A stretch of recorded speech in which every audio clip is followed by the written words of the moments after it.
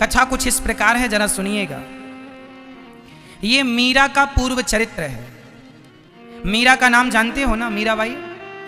मीरा इस कलयुग में आई और उन्होंने गिरधर गोपाल की पूजा की। तो ये मीरा कौन थी, क्यों इन्हें आना पड़ा, तो कथा सुनिएगा भक्तों। ये जो मीराबाई है ना, ये पिछले जन्म में जब भगवान श्री कृष्ण लीला कर रहे थे, तब ये व्रजमंडल की ही एक बेटी थी, इनका नाम था माधवी। संयोग से इनका विवाह वृंदावन में हुआ था, और जिस लड़के से विवाह हुआ था वो भगवान श्री कृष्ण के ग्वाल वालों में ही एक लड़का था, नाम था सुंदर। भगवान के बहुत सारे सखा थे ना, मधुमंगल, मनसुखा, श्री दामा, उन्हीं में एक सुंदर भी था जो कि अत्यधिक सुंदर था। उसका विवाह माधवी का इस सुंदर नाम के लड़के से हुआ। विवाह तो हो गया पर विदा नहीं हुई। विदा होने में थोड़ा विलंब था। पहले शादी हो जाती थी, विदा बाद में होती थी।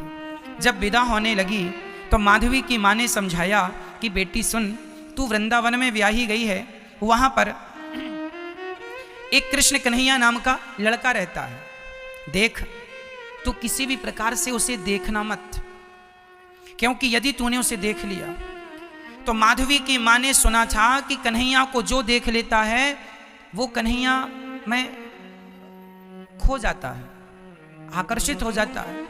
तो माधवी की माँ समझा रही थी कि कहीं मेरी बेटी कन्हैया पर आकर्षित ना हो जाए, और यदि ये उस कन्हैया पर आकर्षित हो जाएगी तो इसका पातिव्रत धर्म नष्ट हो जाएगा। अच्छा, माधवी की माँ को यह पता नहीं था कि ये कृष्ण भगवान है। वो कृष्ण को एक सामान्य पुरुष मानती थी। ये जानती थी कि बहुत सुंदर है, जो देखता है मोहित हो जाता है। तो उन्हें लगा कहीं मेरी बेटी ना मोहित हो जाए, और नारियों के लिए तो शोभायमान नहीं है वो अपने पति को छोड़ के किसी और पुरुष को ना देखे, यही तो सिखाया जाता है, और बात भी सही है। पर माधवी की माँ को यह बिल्कुल पता नहीं था कि ये कृष्ण भगवान है।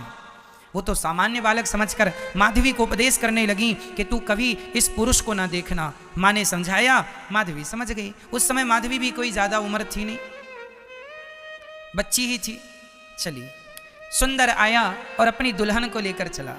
सुंदर मतलब कृष्ण का सखा और माधवी का पति। जब चली दुल्हन, और जब वृंदावन के समीप आए तो सुंदर ने अपनी पत्नी माधवी से कहा, अरे सुनती हो, देखना हमारा कन्हैया यहीं कहीं गैया चरा रहा होगा, और सुन लेगा ना कि मैं आ गया हूं, अभी दौड़ के आएगा, कहेगा भाभी का मुंह तो दिखाओ। तभी सच्ची वहां पर